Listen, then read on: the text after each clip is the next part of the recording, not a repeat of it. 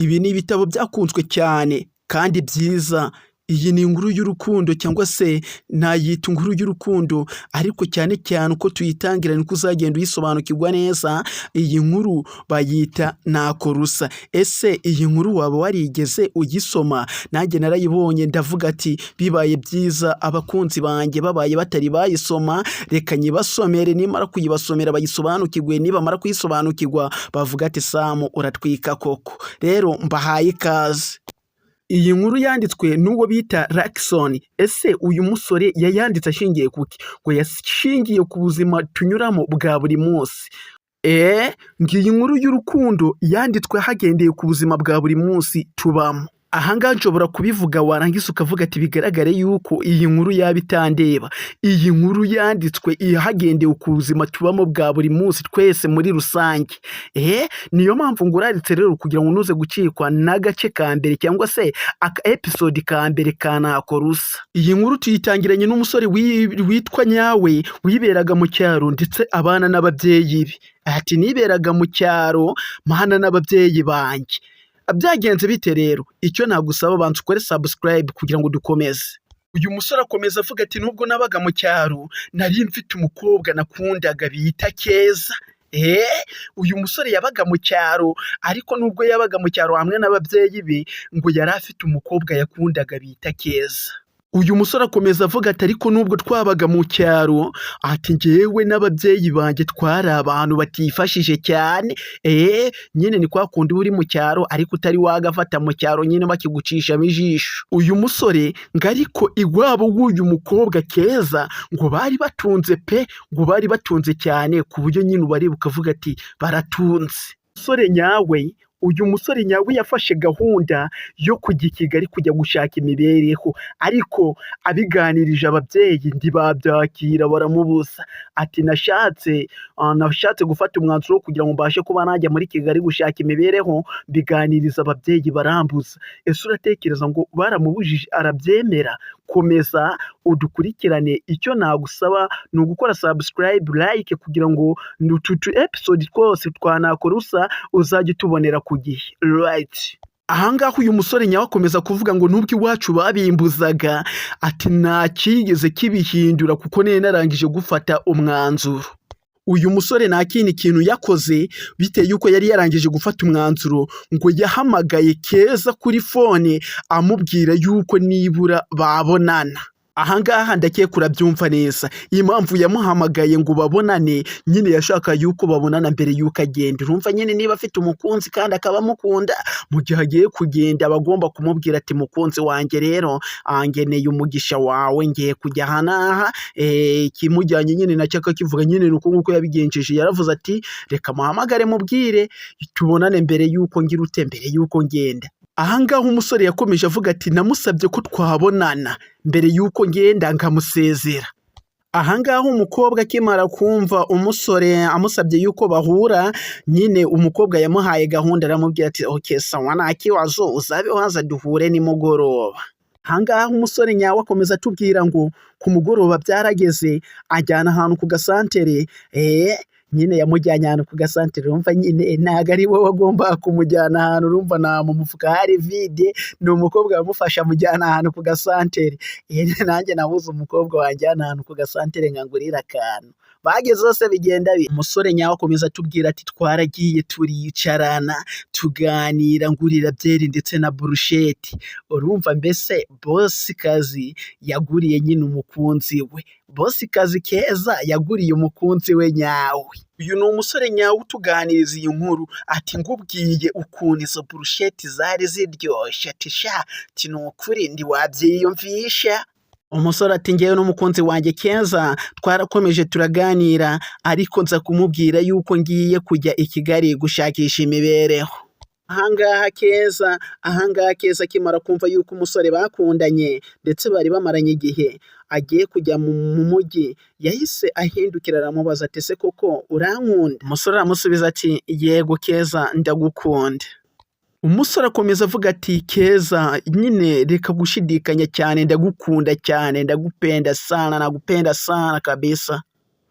ahangaha nyawe akimara kubwira umukobwa Keza yuko amukunda nta kindi cyabaye aho ngaho, ntabwo bigeze bita ku bantu bahoze bari aho ngaho, nta nubwo yigeze bita yuko nyine bahuye, nta soni zigeze zihaba. Umukobwa Keza yahise agenda yegera umusore amujyama mu gituza. Uyu mukobwa Keza arangije abwira umusore ngo ibyo ugiye gukora byose cyangwa se ntabwo ngo ubujiye kujya i Kigali, ariko ibyo ugiye gukora byose uzajya uzirikana yuko ngukunda cyane. Ahangaha umusore yashubije umukobwa ati Keza ati yego pe nta nzajya mbizirikana, nzajya nzirikana yuko unkunda. Umusore nawe ati ariko Keza ati karame sheri ati ndagira ngo nawe unsezeranye nibura ikintu kimwe. Keza ahita yumirwa ati ikihe? Umusore aramubwira ati nzezeranya ko uzahora unkunda iminsi yose, nzezeranya ko uzahora unkunda iminsi yose. Ahangaha Keza nta kindi yakoze, yahise amubwira ati nyawe ni wowe nyawe koko, nzahora ngukunda iminsi yose. Urumva ni isezerano yaragiranye nawe. Uyu musore nyakomeza atubwira ngo ariko hanavuyemo ibintu byo kubeshya, naramukundaga cyane Keza, mbese ntabwo yamukundaga rwa rundi rwa pafu pafu arangiza ukiciraho, yamukundaga bya nyabyo. Ahangaha umukobwa arangije abwira umusore ati ndashaka yuko aya magambo mbwiye wongera ukayasubiramo kuko arandyoheye. Umusore nawe ati nzahora ngukunda iminsi yose. Ahangaha umusore akomeza atubwira ati ngimara kumubwira gusubiramo ayo magambo ati yuko mukunda, ati yahise andeba mu maso nanjye ndamureba, tumara iminota igera kuri 2 nta muntu uragira ikindi kintu arenzaho, mbese imitima yacu yaganiraga nawe ugize nawe uciye urubanza. Twarakominikanaga, bararebanye telefone z'amaso bararebana, noneho imitima itangira kuganira ubwayo, iminwa yo nta kintu ivuga. Nyuma y'iyo minota 2 imaze kurangira barebana mu maso nta kintu mugenzi we avuga, yaramwegeye aramusoma, arangije aramubwira ati I love you, ndagukunda cyane. Umukobwa aramubwira ati kandi ndagusaba ikintu kimwe kandi cy'ingenzi, ati ntuzigere wirengagize urukundo ngukunda cyangwa se ntuzirengagize uko ngukunda. Ahangaha umusore akomeza atubwira ati icyo gihe ntabwo cyagombaga gutinda, twarariye turishima turasomana dukora byose, noneho biba ngombwa yuko dutaha, ndangije ndamuherekeza mugezi wabo. Ati nasezeye umukobwa mbita ntaha, ariko numvaga umutima wanjye utari hamwe, kuko numvaga kubaho ndagira Keza cyangwa se Keza tutari kumwe ndazigera mbishobora. Ahangaha nyawe akomeza atubwira ati iryo joro ntabwo nigeze nsinzira, mbese nararikesheje, ariko nguko byari bisanzwe ngiye njya kubona ngabona burakeye, nta kindi nakoze, narabyutse ndangije nditegura ngo umuntu wari ugiye kugenda, wari ugiye gufata urugendo rwo kujya gushaka ubuzima i Kigali. Ahangaha ndagira ubyumve neza, ati nazindutse kare ndi kuri gahunda yo kujya i Kigali, nibwo buryo yabivuzemo. Umusore agisohoka mu nzu yatangajwe no kubona Keza. Ahangaha Keza yahise ahoberana na nyawe, arangije aravuga ati shu urabizi, ati nibikeze, ati nje kuguherekeza, ati so nta kibazo. Ahangaha Keza yaherekeje nyawe, arangije amugeza kuri tagisi. Amugije kuri tagisi, urumva bari bagiye gutandukana, arangije nyawe ahabwa amafaranga 20,000 by'amafaranga y'u Rwanda, cyangwa se uratekereza utera mu bitekereze gutya cyangwa se mu bifata uko mubibonye, ariko uyu mukobwa yahaye wuno musore nyawe amafaranga 20,000. Ahangaha nyawe akomeza atubwira ngo nuriye imodokari ndakomeza nzi Kigali, ngo ariko rwose mu modokari nta mutima nari mfite habe na gato, kuko nari imeze ngaho nawusize mu cyaro.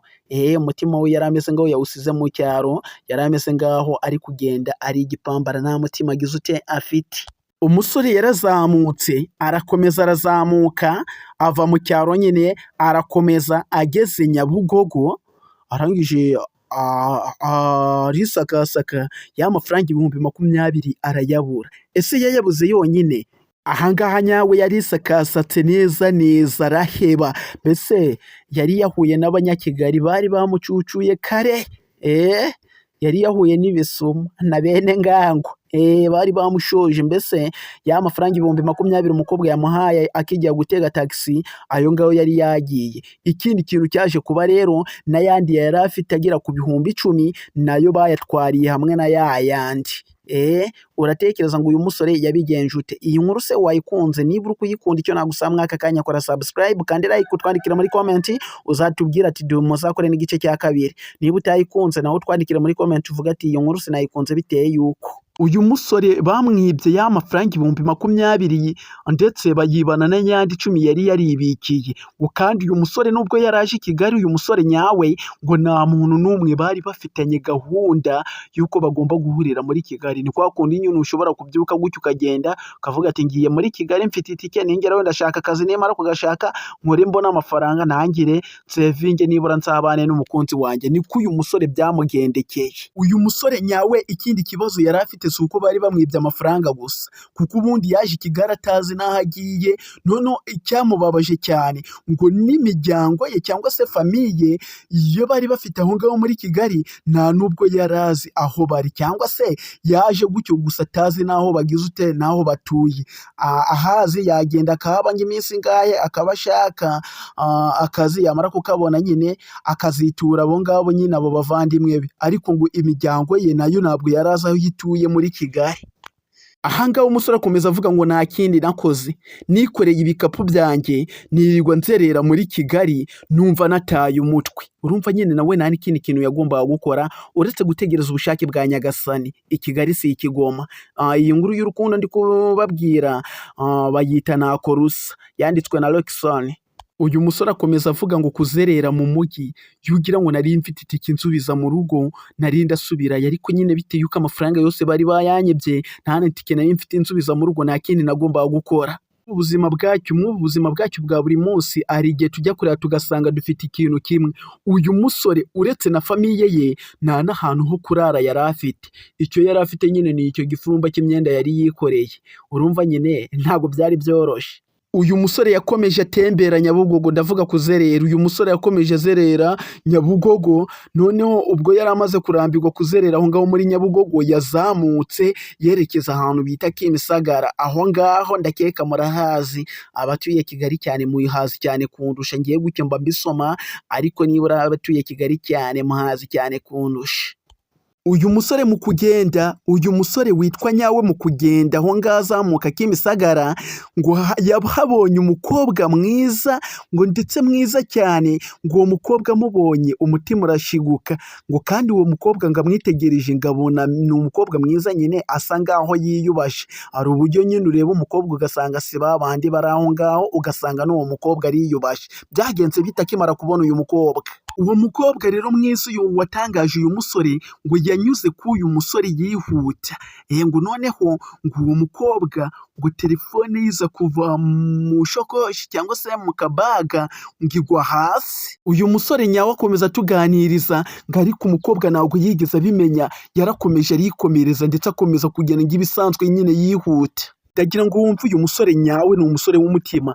Akimara kubona uwo mukobwa ataye telefone nta kindi yakoze, yahise atora iyo telefone aho kugira ngo ayirukangane, ahubwo yagiye yirukanga kuri wa mukobwa mwiza inyuma, yagiye amwiruka inyuma. Kandi mu by'ukuri iyo telefone yari yakabaye yavamo itike yo kumusubizayo cyangwa se ikamufasha gukomeza ubuzima, dore ko telefone y'uwo mukobwa ngo yayibonaga ngo imeze ngaho ari telefone nziza cyane, za zindi nyine muzi, ntayo mvuze izina nawe ngiye kwamamariza. Uyu musore yakomeje yirukanga kuri wa mukobwa utaye telefone kugira ngo abashe kuba yayimusubiza. Noneho abonye umukobwa atari kumushikira vuba, arangije aramuhamagara ngo tss, ngo tss.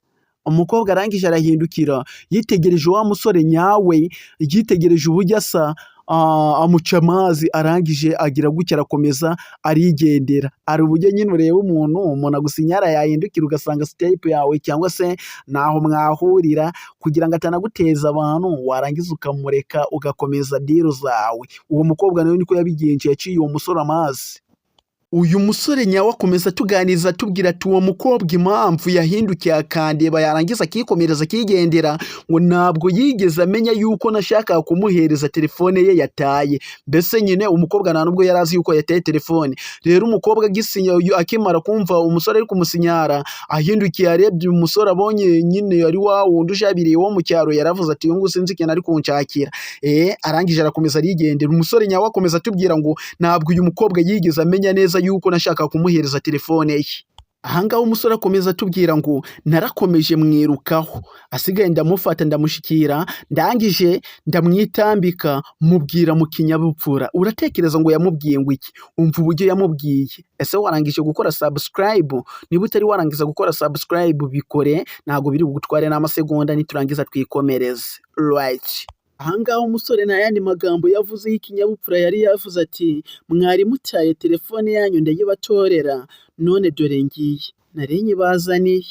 Ati uyu mukobwa uko nabimubwiye byamukoze ku mutima, areba n'ukuntu ntumukene byashobokaga ko iyo fone nayigurisha narangiza ngikenura, dore ko fone ye yari muri za telefone nyine zihenze. Ahangaha ndagira ngo ubyumve neza, hari uburyo ikintu kiba gihenze ngo ariko iyo telefone uwo mukobwa yari afite ngo yari muri za telefone zihenze cyane. Nta rero utu ngutu twa Imagine twa 20 zari muri za telefone zihenze cyane, mbese ku buryo ushobora kuyigurisha ukabona nk'ibihumbi 300. Ahangaha umusore yahaye uyu mukobwa telefone, akimara kumuhereza telefone ushobora kwibaza ngo byagenze bite. Ndagushishikariza kuzakurikirana igice cya kabiri, unyandikire muri comment mumbwire niba mugikeneye vuba ngikore, niba mutagishaka naho mumbwire. Murakoze.